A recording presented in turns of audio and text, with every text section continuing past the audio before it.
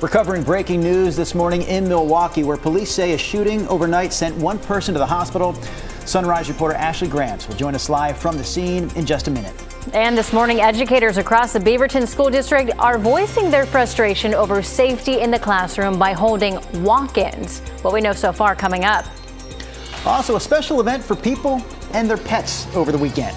We're going to take you to the Grotto in Northeast Portland for the annual Blessing of the Animals as the 6 o'clock hour of sunrise starts right now.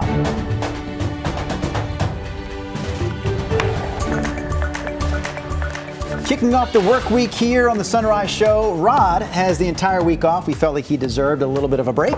We did? Yeah, a couple of people. Did you? I did it.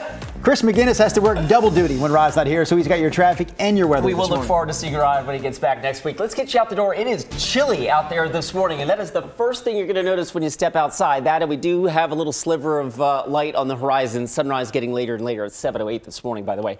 How about this? 46 last check at PDX. Oh my goodness, it's chilly out there. 41 right now in Camas. Battleground has slipped down to 39. Sherwood 41. It's 41 in McMinnville and 43 now in Kaiser. So for kids heading out the door off to school, bundle up. It's chilly out there this morning, but we will shed those jackets pretty quickly. By lunchtime, we're in the upper 60s, and we finish off the day and the month of September. Yes, today is September 30th. With a high of 75. So gorgeous Monday on tap for us. Let's get you out the door. I do have a couple of trouble spots to let you know about. We go up to Clark County. Washougal River Road right now. There's a crash, possible injuries with this one near Blair Road. I'm working to get more details on this. Also in East Portland, or Gresham, I should say, 165th and Gleason. A couple of emergency crews working a crash scene there. There's the I-5 drive right now in Wilsonville. The headlights coming into your living room. That's the northbound commute. That looks pretty good. Southbound I-5 through North Portland looks pretty good. Guys, so far the freeways are in good shape. Chris, thank you. We do have new details on a shooting investigation this morning in Milwaukee. This happened just before 1 a.m. Ashley Grams is covering the story for us live in Milwaukee. So, Ashley, what have you learned since we last saw you? Well, we've just learned that one man was shot this morning by police. A sergeant from Milwaukee says he was taken to a hospital. His condition is unknown. This shooting happened at a shopping center just off 224 here in Milwaukee.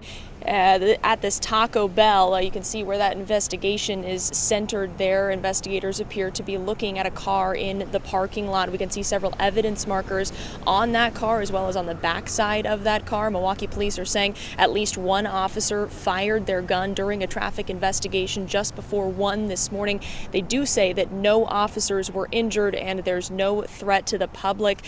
Clackamas County Major Crimes Team is here on scene as well as the district attorney. They're processing this scene. We've reached out to them to learn more. We don't know what led up to this shooting. When we find out, we will bring you that on air and online. Drew, China. All right, Ashley, thanks for that update. Again, live in Milwaukee this morning. Meanwhile, teachers in Beaverton will stage what they're calling walk-ins at several schools across the district this morning. They say it's an act of solidarity as they call for safer and more inclusive learning environments. Members of the Beaverton Education Association will be joined by leaders from the National Education Association during 30-minute walk-in sessions. These are going to take place before the start of school this morning. The teachers say they want the district administrators to take, quote, real action to keep students and educators safe in their classrooms. Also this morning, the Boeing machinist strike now closing in on 3 full weeks, and those workers on the picket lines are costing the company millions of dollars. The company and union met with a federal mediator on Friday. Last Monday, Boeing put out its best and final offer, which included a 30% wage increase over 4 years, reinstated performance bonuses, and a ratification bonus.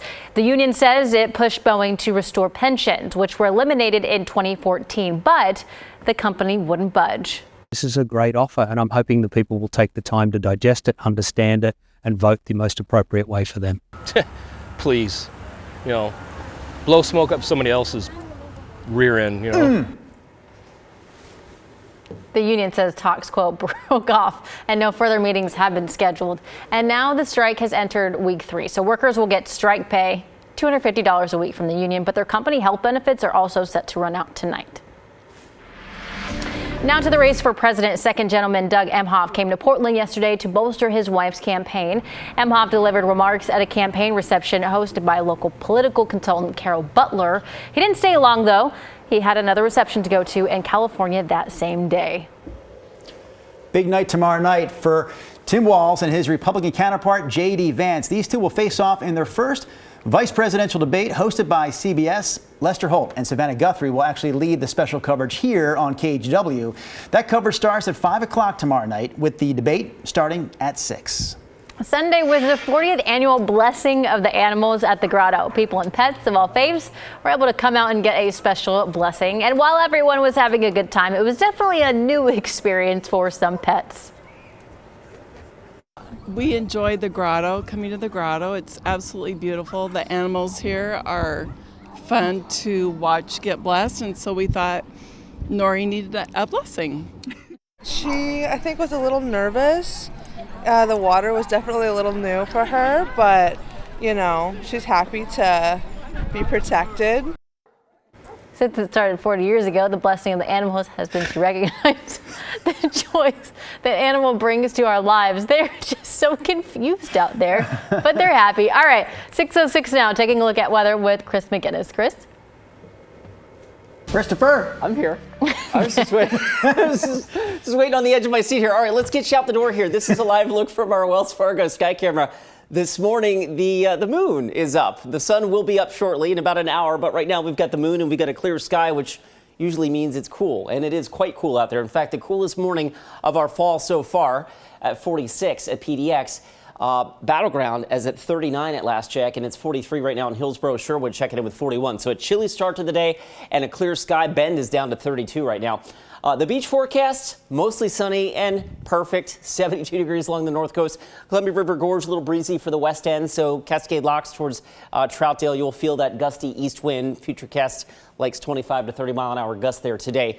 And across the central part of the state, a little hazy with temperatures near 70. Despite the cool start in Bend, you get up to about 70. I did want to point out that we are still dealing with some forecasted wildfire smoke out across portions of Jefferson and Crook County and Deschutes County. Our Futurecast today, despite the chilly start, it has Portland getting up to about 74. I've got us maybe 75 or 76. Same story as you go down the Willamette Valley and across eastern Oregon, mid-60s out towards John Day and Pendleton, despite the cool start for you. A really, really nice day. So we close the book on September with sunshine, and we welcome October with more sunshine, 78 tomorrow.